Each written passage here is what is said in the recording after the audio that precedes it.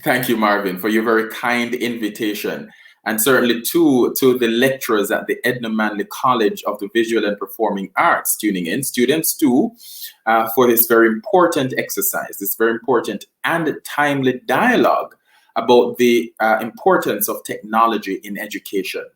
As was mentioned, my name is Darren Miller. I'm a personal and professional development specialist.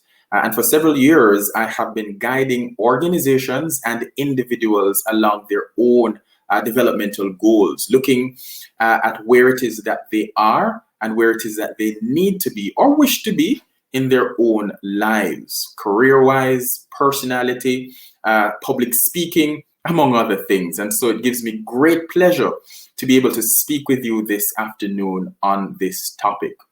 Now, listen, technology is fast moving. I mean, it's a new day in technology. Many of us would have heard about the various revolutions that have taken place over time across the world. In fact, the World Economic Forum estimates that by the year 2030, 600 million new jobs will become available, neither of which have to do with the traditional areas that we have studied for years, the literatures in English, the histories, the law. In fact, what they're saying is that because of this rebirth of learning, as it were, and the infusion of more technology-driven education, that the areas that will now become more available or in demand are those that are focused on technology, artificial intelligence, engineering, among other things. And of course, art has a role to play. And so what we have been seeing is the use of technology in art, not just in the creation of art, visual art, or the forms of art, but the use of technology in the teaching and learning process. And so I'm very excited that we get to have this conversation this afternoon. It's a very important topic. And again, let me applaud Marvin for that as we look at art in education, technology in education. In fact, the topic that I'll be presenting on this afternoon, would you excuse me as I just go straight ahead and share my stream, the very topic that we're going to be looking at this afternoon, as you can see on my screen right now, it is digital technology in secondary education. So we're going to be zoning in for the purpose of this presentation on secondary education. And a little later, we're going to be talking a little bit about a program that Marvin has developed called Read from the Art, and how it is that Read from the Art is perfect. It's perfect in its timing for what it is that we're seeking to achieve, or what it is that we can achieve in arts education today. So what we will look at, we're going to be looking first of all at technology and how it is that technology has shifted. I gave you a little bit just earlier, but how does that shift relate to this particular area of study, which is art? We're also going to be looking at learning styles, because learning styles are so important. There are students who learn differently, and oftentimes what we've seen in the education process is that teachers, lecturers sometimes have ignored the various learning styles of students, and they have given information in just one manner. And so it becomes a little confusing for students who are, for example, auditory learners or kinesthetic learners, in that they learn by doing. They are more action-oriented. Doesn't make any sense to talk to them, You have to show them something. How do these learning styles relate to the education process, and how can technology be valuable in that regard? How can an online platform be valuable in that regard? And lastly, we're going to be looking at teaching methodologies and how it is that these teaching methodologies can be appropriated for students of various learning styles, again, using the technology, using the digital technology at our footsteps. I love this quote by Michael Day, professor of visual art at Birmingham Young University. He says, although studying art is meaningful in its own right, it also teaches students to make judgments, to think metaphorically, and to provide multiple solutions to a problem. These are highly desirable skills in our constantly changing world. What he's saying is that art is not just an area of study. It is not just something that is given to you with certain principles and practices that you must follow. It's so much more. It's so much broader than that. In that, it teaches students to think about how it is that what they are learning is appropriate for the time, and how it is that what they are teaching, if they become teachers, is appropriate for persons who are learning from them. So they are not just one-dimensional. You know, when they talk about people who can't see beyond their nose, no, art students are students who have to make judgments, who have to make decisions based on analysis, evaluation. And we're going to be talking about a little bit of that in this presentation, and how it is that technology can assist in that entire process. And there's also another popular saying, which I love, you know, it says, we did not come out of the Stone Age because we ran out of stones. No, we came out of the Stone Age because there was a desire for novelty. There was a desire for newness, for breaking new ground, for overcoming new barriers, because we thought that there was more to the world, and indeed there is. And so here we are again on the cusp of a new day, utilizing more technology in art education. So earlier I mentioned the shifting modalities in the teaching and learning process. Many of you, when you were in high school or prep and primary school, it was a chalk and talk, you know. You were being taught by a teacher with a chalk and a blackboard, and she was going on, or he was going on about certain lessons that you had to learn. Well, that is shifting today. And now with COVID-19 right at our doorsteps, in our living rooms, we're seeing where more and more we're having to use the technology. Students are learning through having devices. More students are having to purchase devices, the tablets, the computers, all kinds of digital devices, so as to learn, and for teachers to be able to teach. So there's that shifting modality, which we have to prepare for. So this particular presentation that I'm going to be having you listen to really speaks about where it is that we are today in this shifting modality of technology, the use of technology in the teaching and learning process, what we call Education 4.0, or the fourth industrial revolution, the increased use of technology in education. Listen. Education is no stranger to change, perhaps now more so than ever. In Education 1.0, we saw learners as receptacles of knowledge. We spoke and they listened. We gave them information and they regurgitated it. It was a primitive system with little or no collaboration. Technology in the classroom was banned, and information was usually in the form of a stand-up routine supported by handouts, textbooks, videos, and occasionally the World Wide Web. Then came Education 2.0. Learners were encouraged to learn in more spontaneous and explorative ways. We facilitated the learning opportunities, and they gained knowledge by formulating and solving their own problems. Technology was used in basic ways. Wikis, podcasts, blogs, and personal websites enabled learners to directly interact with the online content and one another. A few clicks later, and we entered Education 3.0. Learners now share their knowledge to co-create new knowledge. They have their own access to information, the option to learn virtually, and platforms to easily connect with us and one another.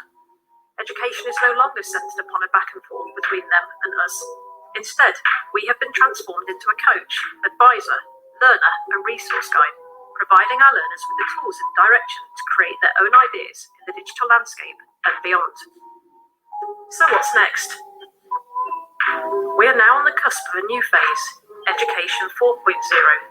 This vision of the future of education aligns itself with the emerging fourth industrial revolution. With the world changing so rapidly and so often, we need to ensure that our learners are adaptable and at the forefront of current and emerging technologies. Education 4.0 takes the lessons of Education 3.0 and propels them forward into something much more dynamic. Smart technologies, artificial intelligence, robotics, cloud workflows, and more are informing change across the board, and we need to embrace and adapt with our learners to enable them to develop the skills they need, not only to effectively use current technologies, but to adapt to and embrace emerging ones. Absolutely. And so, ladies and gentlemen, the question becomes, how prepared are we for this fourth industrial revolution, and what have we been doing to ensure that our students are themselves on the cusp, but not just on the cusp. They are in the thick of it, as we would say in pop culture, in the thick of it, to ensure that persons are learning, that they're using the tools, and that they're doing well. Now, in 2018, there is a study that was developed, became popular right after 2018 for technology's use in education. It's called the Program for International Student Assessment. It was first published after its development in 2019 in December by the Organization for Economic Cooperation and Development.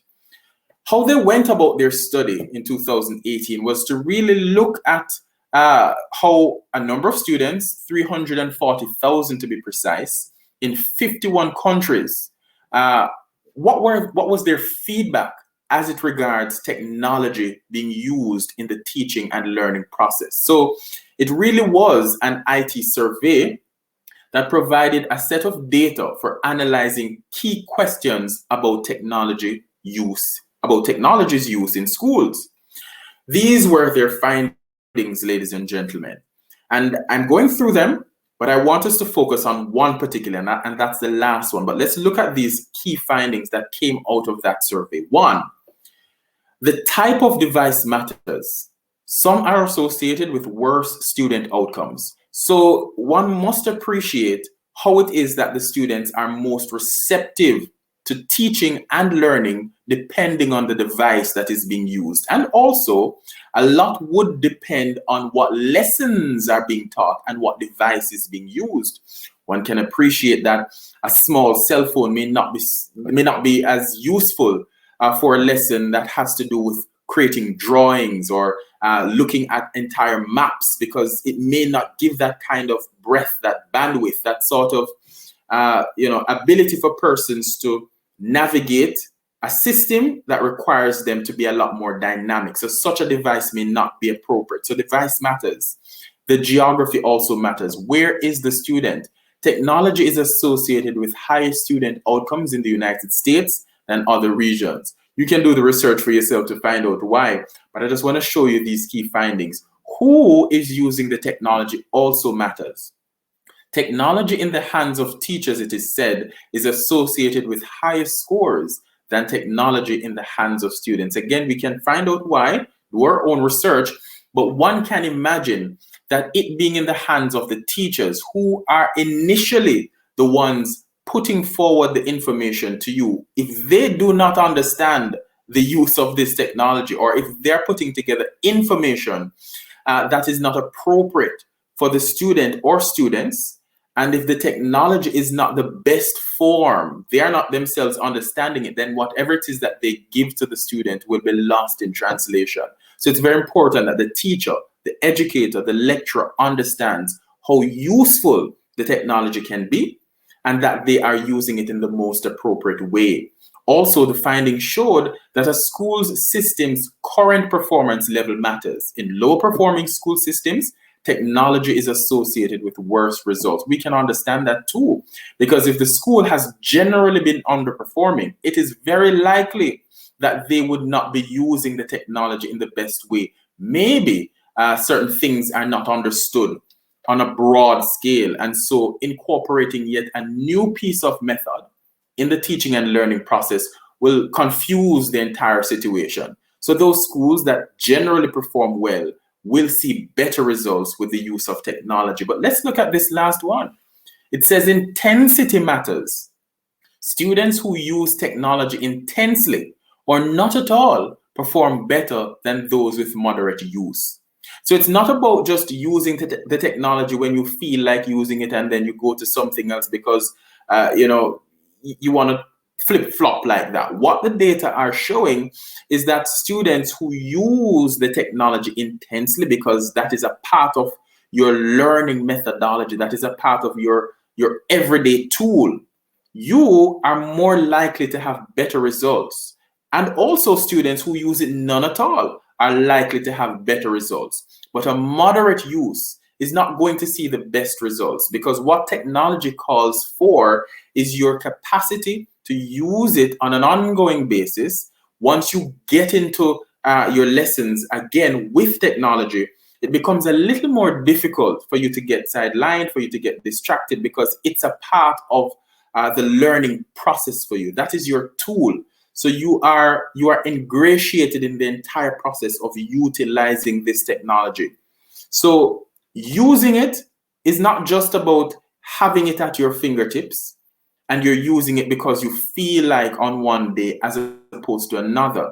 You are more likely to be successful when you use it consistently, because that is your decision, or you use it none at all, because also that is your decision. So you decide that you want to go the chalk and talk. You want to use the paper. You want to use the handwritten scripts and so on. If that is your preferred way, go ahead. All we are saying is that with the use of technology, there is the capacity for the learning process to be enhanced because of the features that are available to you, because of the convenience of it all, because it exposes you to so much more than you would have been exposed had you not had access to the technology. And that is why, I love Read from the Art, and we're going to be looking at how it is that Read from the Art can assist in this process. I mentioned earlier that there are different learning styles, and for the purpose of this presentation, we're going to be looking at 4. It says every student is different. We know this. It is readily observable that different students have different learning styles, that some students retain information easily when it is presented to them via a format or method that may confound one of their classmates. So these learning styles have to be appreciated, not just by the teachers, but by you as a student as well. Understand how you learn. What gets you to understand best? Do you want to hear the content? Do you need to see the content and feel whatever it is that you're doing in order for you to learn? Understand what is predominant. There may be a mixture of them, but it is important for you as students to understand what is predominant in your own learning style. Because in understanding that, you will be able to know which of these platforms or what feature of an online platform would best be suited for you. So let's look at these learning styles. Visual learners, very self-explanatory. These are persons who learn best when they see things displayed in front of them. The Bible speaks about those with little faith who, until it is that they see, they do not believe. It's similar in some respects. Persons who are visual learners need to see. They want the evidence. They don't just want to hear you say to them. They need to see it on display. There's also auditory learners. These are persons who have to hear content. So these are individuals who will do well with audio blocks, with audio bots, with content being read to them, rather than they're having to read it themselves or having to interact with it physically. They want to hear the content. They may be lying in their beds and they have their headphones on and they're just listening to the information being shared with them, and they're doing brilliantly, whereas other students are pining over books. Auditory learners. Then you also have verbal learners, those persons who do well with both written and spoken information or spoken language. They will write, and they will write and they will want to speak. They will do well in debates. They will do well in discussion bureaus. They will do well on panel discussions. They're teaching, but they're also learning. Those students are there, and we have to be mindful of them. Then we have the physical learners, or what we call kinesthetic learners. Those persons who learn best through interaction. They are tactile. They want to use their hands in the entire process. If they're not getting dirty in the work, they are not learning at all. So what is your learning style? And how can you, in understanding your learning style, ensure that you utilize the best features of any kind of technology that is available to you? So I mentioned earlier that we're going to be looking at some methodologies, right, in the teaching and learning process. And I'm going to be looking at 3 of them. I'm going to be looking at the art student who has to build awareness in his or her own learning process. What are you aware of as an art student? And how can the technology enable you to become more aware of elements of art that are critical for you not just to pass the exam, but to be brilliant at what it is that you do. Building awareness. We're going to be looking at knowledge application. How can technology assist you to be better able to apply the knowledge that you would have gleaned through that building, that very building of awareness that we spoke of before? And lastly, we're going to be looking at art evaluation. How do you evaluate art, and how it is that technology, again, can assist you to be able to evaluate that art, to make critiques, to make assessments, to make judgment calls based on the art that you are seeing. So, on the question of building awareness, we have dissected this entire section into 3 parts.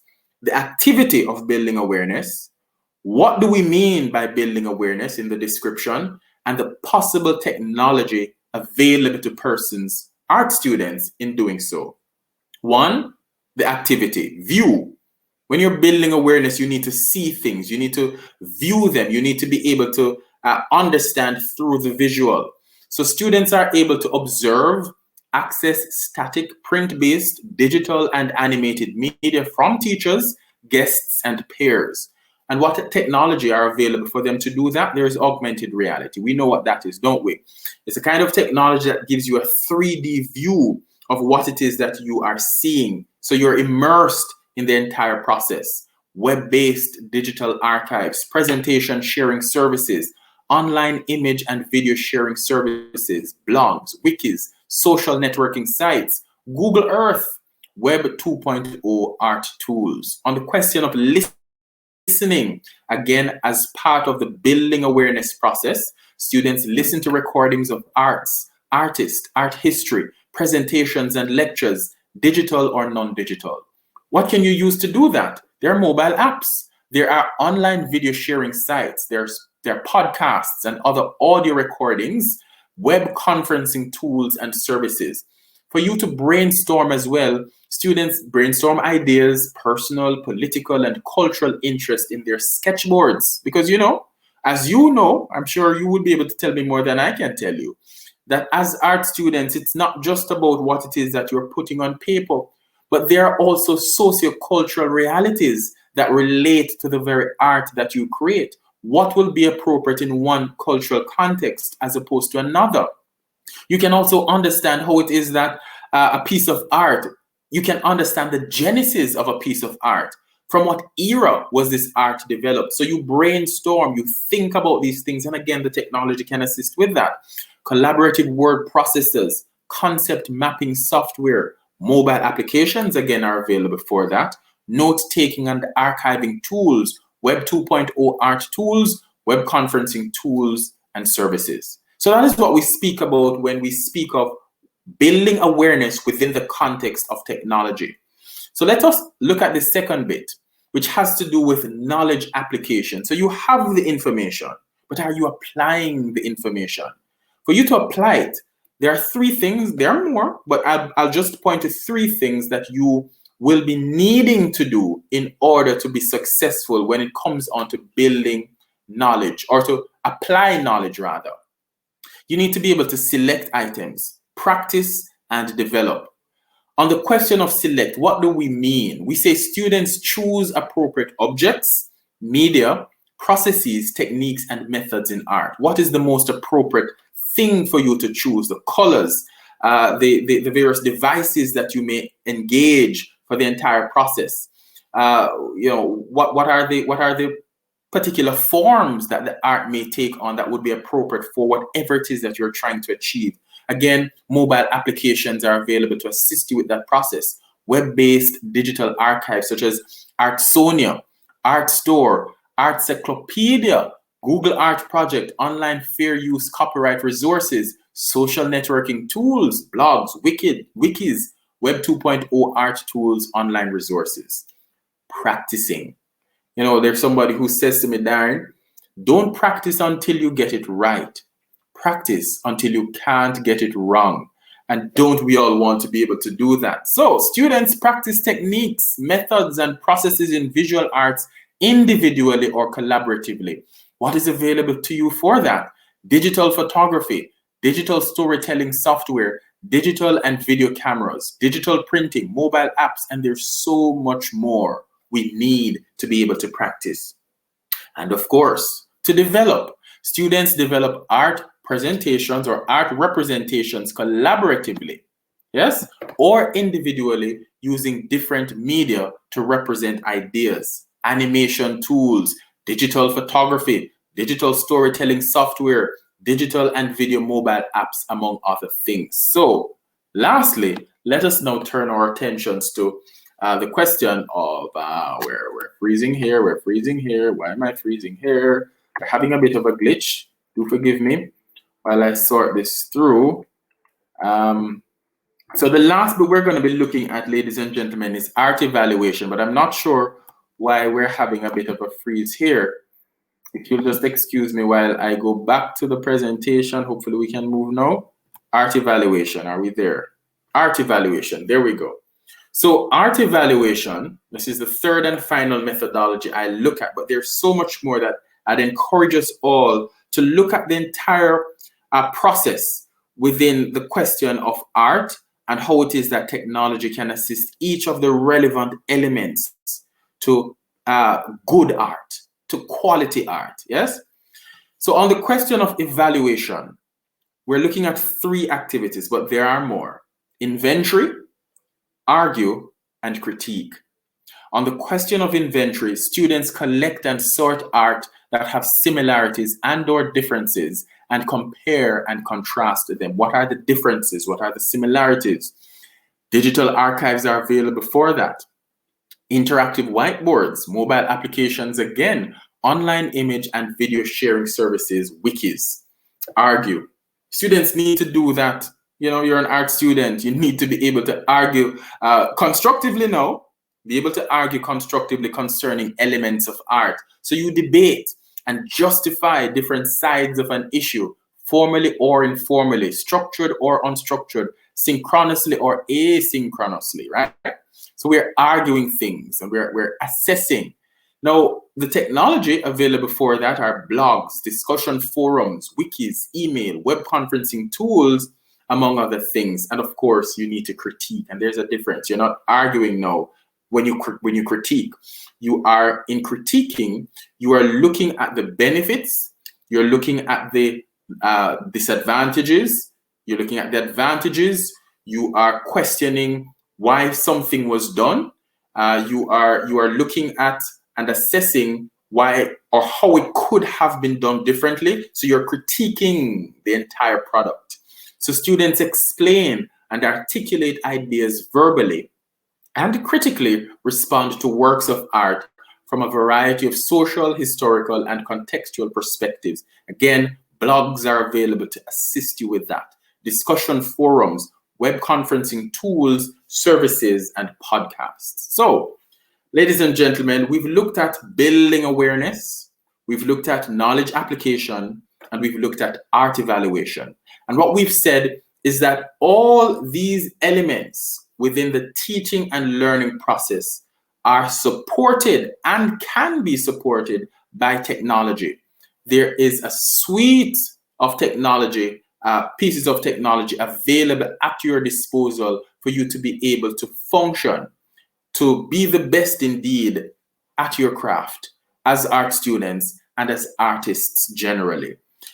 And that is why, you know, I love Read from the Art, because Read from the Art assists students in this particular regard. Again, we're having some challenges here with the slide. But yes, we're on the question of Read from the Art, and we're saying that what Read from the Art does, that was developed by Marvin, is that it takes into consideration all these learning styles that students have. It has audio boxes that students can use to listen to content. So if you're not a verbal learner like myself, well, I'm a mixture of a number of them, but if you are particularly an auditory learner and you prefer to listen to content, you have that facility with Read from the Art.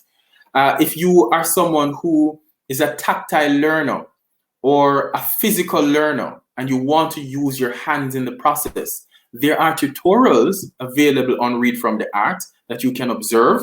and that you can set up your own display to be able to do what is being shown on this particular online platform. So no longer do you have to wait until the class call for you to understand the concept, for you to go to a lecture to understand the concept. All this information is right there at your fingertips. Jamaican art, and that is something that is not very widely published. The availability of Jamaican art is not very broadly available to students. But here's a platform that understands this limitation and has sought to bridge this limitation by developing an interactive platform that enables students to learn, that enables educators to put forward content that is easily digestible, that is fun, that is engaging, and that importantly caters to the various learning styles of different students. Ladies and gentlemen, I want to thank you so much, because this is such an important discussion that we got to have today. It covers all the parts when we speak about learning and development in the 21st century, in Jamaica, in the world. It covers everything that we speak of when we speak of ensuring that our students are benefiting from a system, from a process that is current, that is modern, and that is fun. So, congratulations to Marvin for this very innovative and very insightful piece of product. And I'm sure that it will redound to the benefit of all students who use it, students who are online, students who are seeking such a content. I hope it is marketed well, because I know that it will do well for this particular area of study and indeed for the industry. Thank you so much.